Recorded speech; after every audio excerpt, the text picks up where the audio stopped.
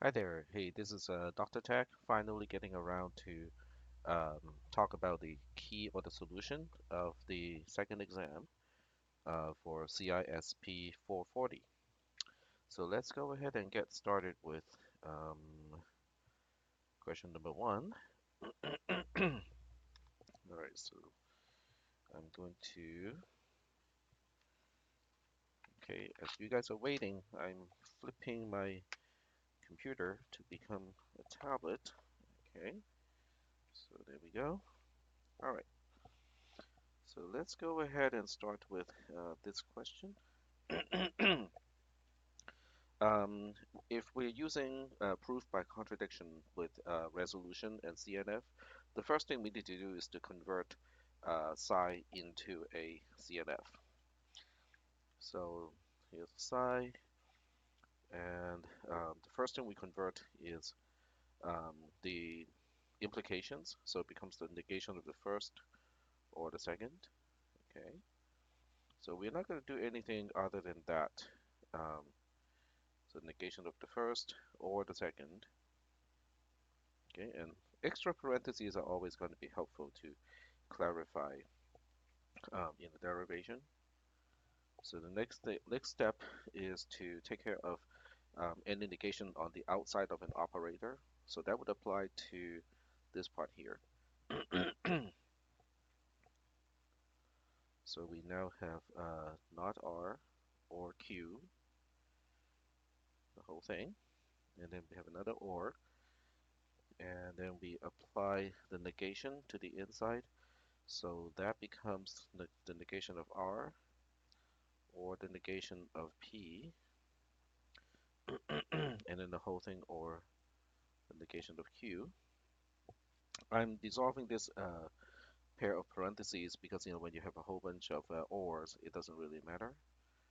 And so now we have the negation of R or the negation of Q or and then we can get rid of all of these or parentheses. The negation of R or the negation of P or the negation of Q and so on. So we just end up with a whole bunch of negations. um, and as you can see, you can do some simplification. So not R simplifies with not R. Um, and then we got Q and or not Q here, which can be simplified, but we're not going to do that. So we'll have or not Q or Q. Okay. So we're not simplifying these two into true because otherwise we wouldn't be able to do resolution, or you would not have an opportunity to show me that you know how to do resolution.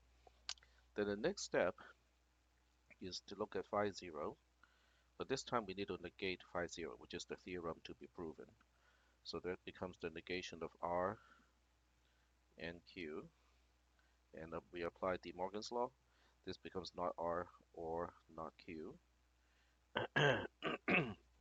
which is CNF. So now we can combine these two. So the combined version, which is psi and not Q in phi 0, is going to be not R or not P or not Q or Q and not R or not Q. So now we can do resolution. So the resolution can be done only because of the Q and the not Q here. So that means the resolution, since I talked about this in class, we can just use this notation and specify that we are resolving these two. So that becomes a new term, which is not R or not P or not Q. And at this point, we are stuck, okay, because there's no more resolution step available. So that's when we can say no more resolution is possible, and contradiction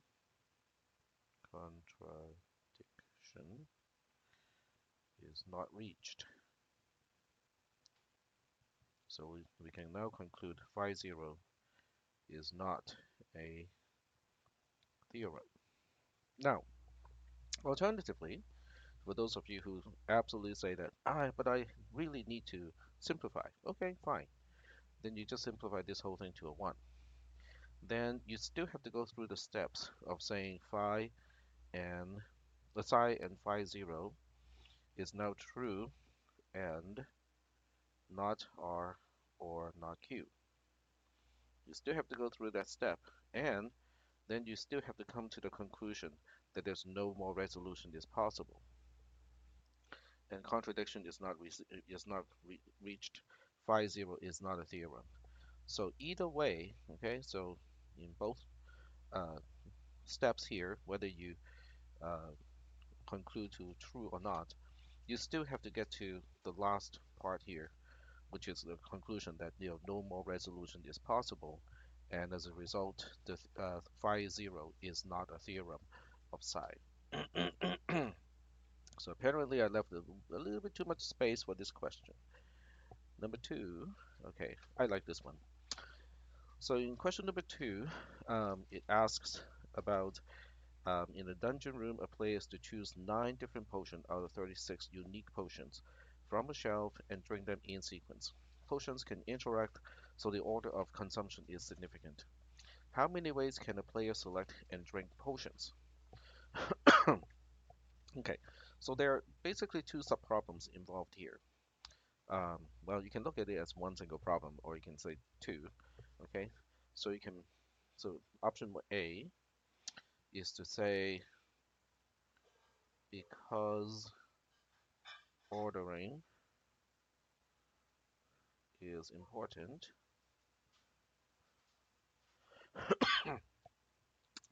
um, the answer is P. The number of permutations of choosing 9 out of 36 is the number of ways to select and drink potions. Now, this part is important because if it's not for drinking and just for selecting, then ordering is probably not important. But since we're drinking, and I emphasize that the ordering of drinking the potions is actually important, so that's why it is important. Or you can say B. You can say there are 36 choose 9 ways to select potions. But then there are 9 choose 9. Nope, not 9 choose 9, but the permutation of 9 choose 9 ways to order 9 selected potions to drink. As a result, there are 36 choose 9 times P99 ways to select and drink potions. They are they're actually the same number, but either way of explaining is fine. Okay, moving on to the second part. Out of these potions, 2 are poisonous. You may assume the player has no knowledge of any of the potions. What are the chances that a player selects and drink both poisonous potions as a part of the 9 selected potions out of the 36? Okay, so with this one, whether you put ordering into it or not is not actually that important. Um, so you can argue in either direction. So the first one is to say Um, okay, so the chances, what are the chances that the player selects and drink both poisonous potions? So even though the ordering is still important in this case, but we are still having 9 potions, of which we choose the ordering. Excuse me. So that means we're still looking at a number like this. So I think this one there's no other option to do it. There's only one way to do it because we can interleave the 2 poisonous potions within the non-poisonous potions in any particular way. So the only way to solve this problem is there are out of the 30, let's see, there are 2 poisonous potions. So out of the 34 non-poisonous potions, we have to choose 7 of those. Out of the 2 poisonous potions, we have to choose 2. So we have this many ways to choose 7 non-poisonous potions and 2 poisonous ones.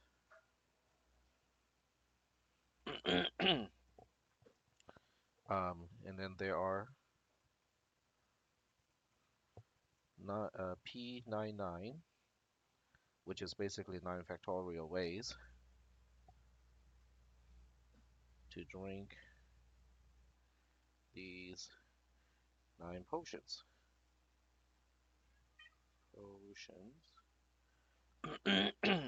As a result, now this is the part where you have to combine this with the first question. Okay, so now we have option A. Okay, so option A is looking at 34 choose 7 times 2 choose 2, and then we divide it by oh, we have to first multiply 9 factorial here, divided by P 36.9, and because there's a 9 factorial in the permutations of choosing 9 out of 36, so that's going to cancel out, and what we'll end up with is 34, yeah, 34 choose 7, oops, 34 choose 7 times 2 choose 2 divided by 36 choose 9. Option B just has a different denominator. So we still have 34 choose 7, 2 choose 2 times 9 factorial, but this time we're dividing by 36 choose 9 times 9 factorial. So that still boils down to 34 choose 2, 2 choose 2 divided by 36 choose 9.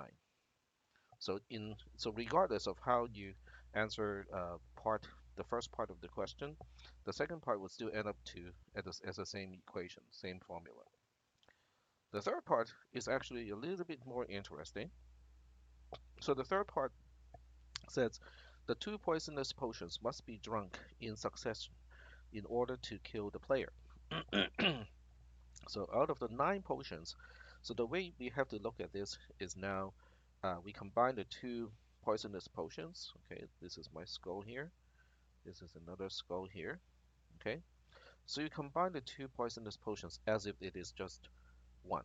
Okay, and then you have the other 7 non-poisonous potions. Okay, so 1, 2, 3, 4, 5, 6, 7. So now you have these options. This is one option. Okay, those two are kind of combined into one. B, C, D, E, F, G, H.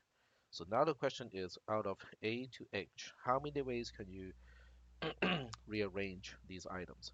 That is the core of this question. Okay, so the way we change this is we have to find out how many ways we can choose just this portion here.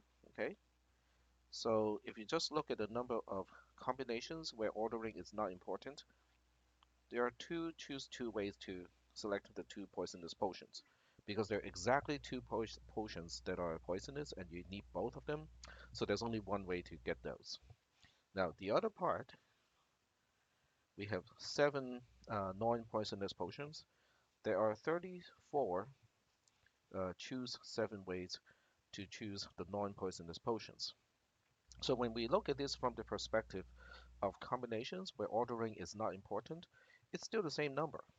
However, when you look at how many permutations now, which means we can interleave these things so that we have B, A, C, D, E, F, G, H. We can have B, C, A, D, E, F, G, H. We can also have C, B, A, D, E, F, G, H, and so on. So when we look at the number of these things, that becomes 34 choose 7, which is the number times 2 choose 2, which is kind of redundant because 2 choose 2 is always 1.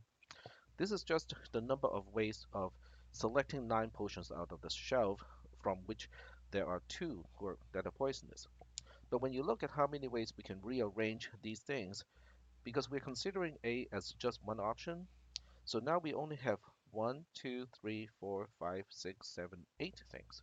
So it is only multiplying this by 8 factorial instead of the original 9 factorial. So now the chances of a player actually dying from drinking 2 poisonous potions consecutively is now this whole number divided by the answer that you have in the first question. So depending on how you answer the first part of the question, you can write down, P369. You can also write down this 130, 36 choose 9, 9 factorial. Either way works, so I'm just going to choose the simplified version here.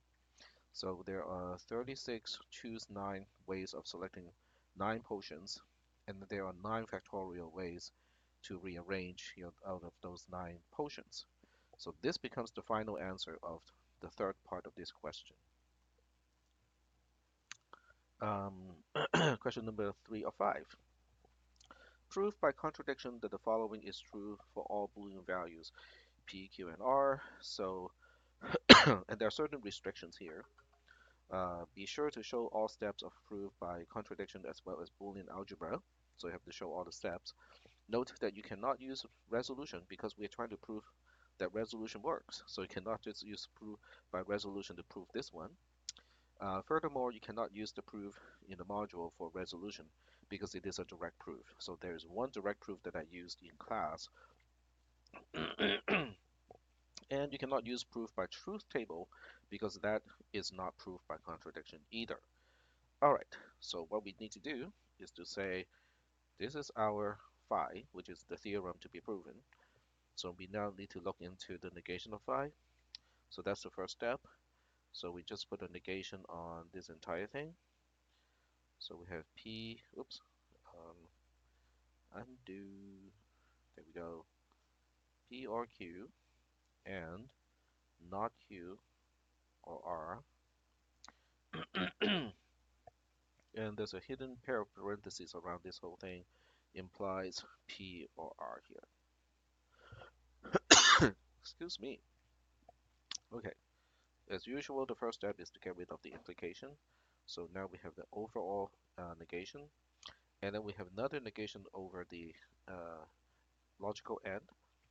So this time we have P or Q and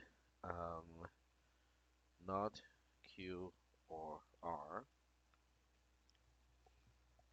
So we have the entire negation of this, and then or P or R. Okay. All right. So now we need to apply De Morgan's law to uh, take care of this negation of that end. So we have the overall negation on the outside again, but then we have the negation of P or R, and then this whole thing, or the negation of not Q or R. Oh, the first one is P or Q. Okay, and then we need one more paren around here. Nope, no, that's fine. Okay, and then we have the or P or R here. There we go. Okay, then we apply De Morgan's law again, so that we have the overall negation, and then we are distributing this not into this or, this not into this or. So now this one becomes not P and not Q, or not Q is just Q itself, and not R.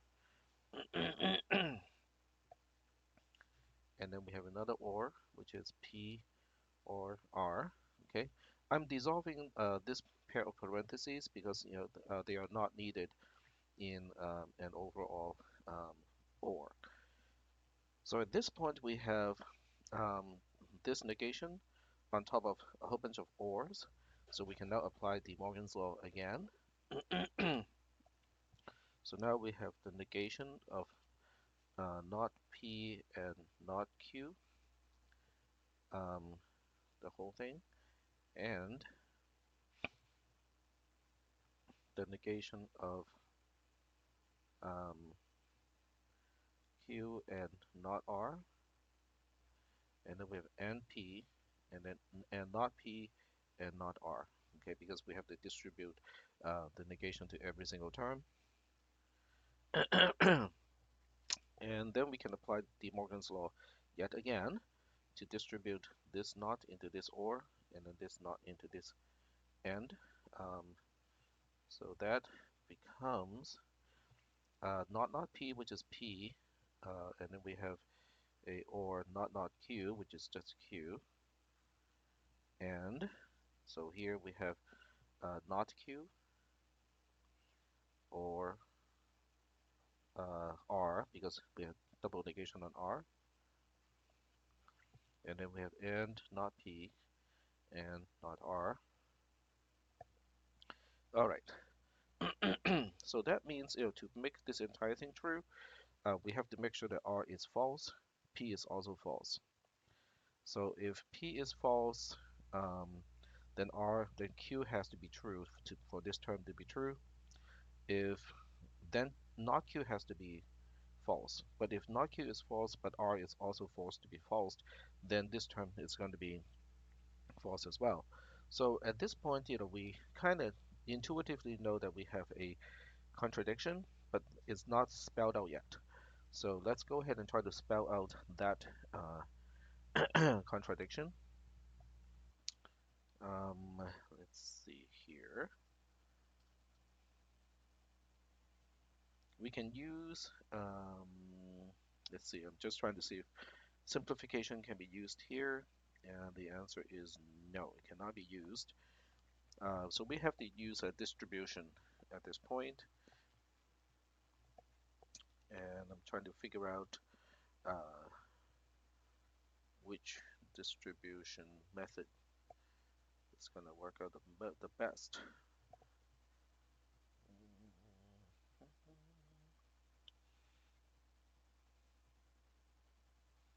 Well, we can go ahead and distribute it entirely. Basically, we have a cross distribution of these two first. So now we have um, P and not Q, and then we can end with those two terms here, and not P and not R. Okay, so that takes care of combining this P with its not Q here, and then this thing is ORed with P and R, and not P and not R, or then you have to start with the Q here. So we have Q and not Q, and P and not R, or Q and R, and not P and not R. So out of these four, each one is going to be false. Okay, so I'm going to use a slightly different color to highlight it here. So with the first term, because we have P and not P in the same one, it's going to be false. The second one has got P and not P again. So we have P and not P. So it's false again. The third one has got Q and not Q. So here's Q and here's not Q. So it's going to be false. And then the last one has got R and not R. So that's going to be false as well. So that means the entire thing is going to be false. And this is not the entire proof because you have to mention that since the negated theorem leads to a contradiction, the theorem is indeed a theorem. Okay, so that proves that resolution works using proof by contradiction. Okay, question 4 of 5. Oh, I like this one. Question 4 or 5 says, we have a function that is defined recursively. So we start with f of 0m is just defined as 0. F of k of m is m plus f of k minus 1 comma m for every k that is non-zero. Now combining this with the domain that k has to be from the natural number. So that means this is for k greater than 0. M can be any natural number.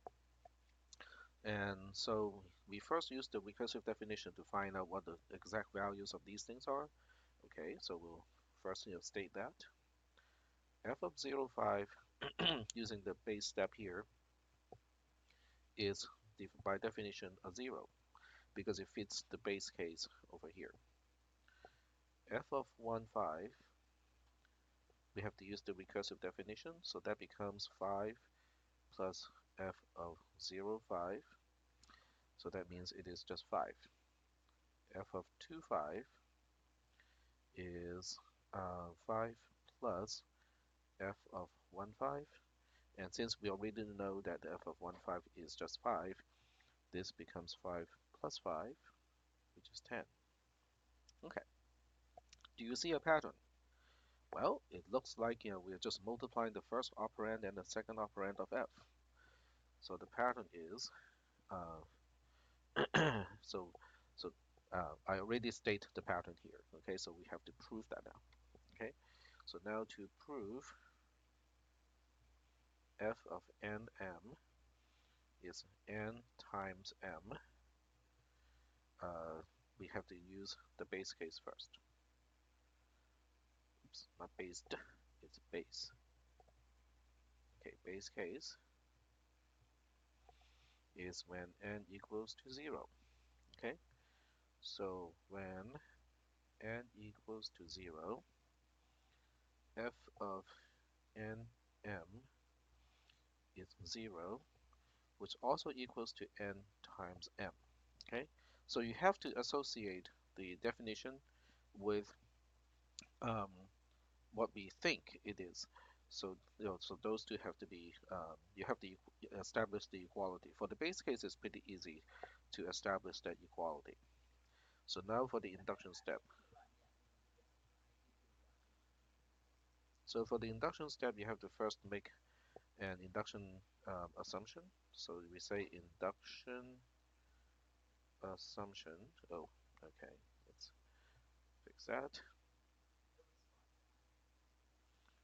So the induction assumption is um, f of km equals to k times m for some k that is an element of the natural numbers. Okay, that's the assumption. Now we need to prove f of k plus 1 m equals to k plus 1, the whole thing times m. So now we say f of k plus 1 m equals to k, m plus f of km. This is by definition of f. Then we say this is the same thing as m times k times m by induction assumption. That in return becomes k plus 1 by factoring times m.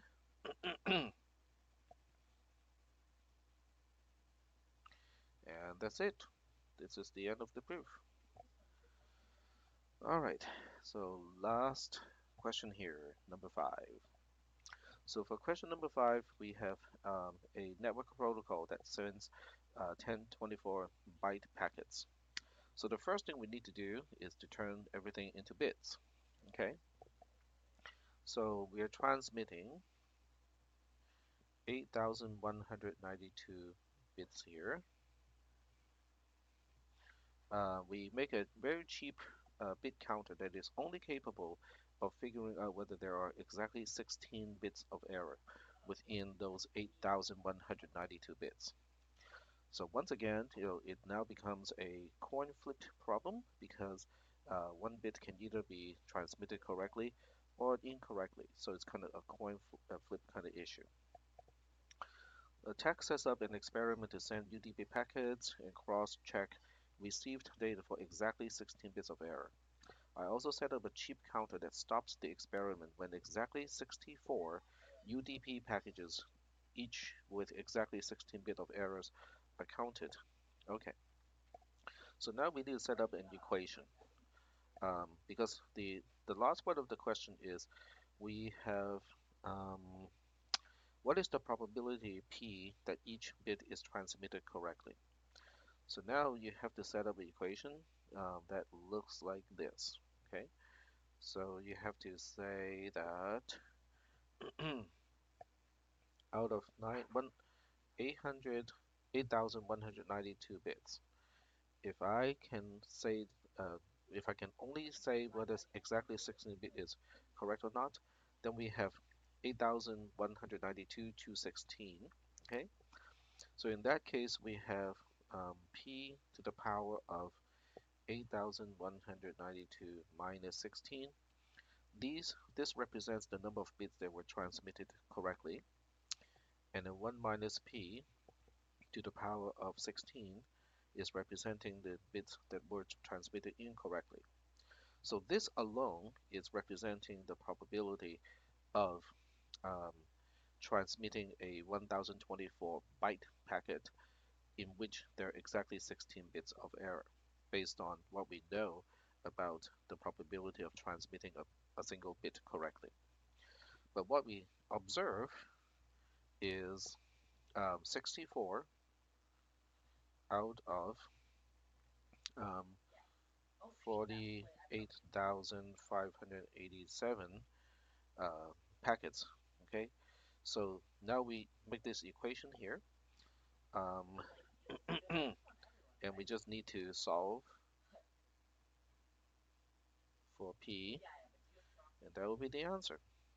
So in the end of your answer should be a formula that expresses the calculation of p. And this is enough because we have one single equation and there's only one unknown. So the actual way to compute this p, there are many methods to do it. Using a spreadsheet and doing successive approximation is one. Um, I'm pretty sure some math genius can solve this equation and re-express it as one single cool value. So that's fine too. So of course I'm not explaining a lot of the reasoning here because I'm talking about it, but the answer really should include all the things that I just verbally say, but it is not written here. All right, so that's kind of the end of the key of this particular exam. Um, so grading it is going to take a little bit of time because I have to scan everything in and then do the correction. First, come up with the rubric and stuff like that too. So that's going to take a while. But at least you now know what the correct answer is. And as usual, there'll be partial credit, based on, whether the answer, shows some understanding of the material being tested. Um, so if you don't get something entirely correctly, it doesn't mean that it's gonna automatically get a zero. Of course, there's always a chance that you can just get a flat zero, but there's also a chance that it might get some partial credit. So that's it for this recording. I'm gonna stop the recording now.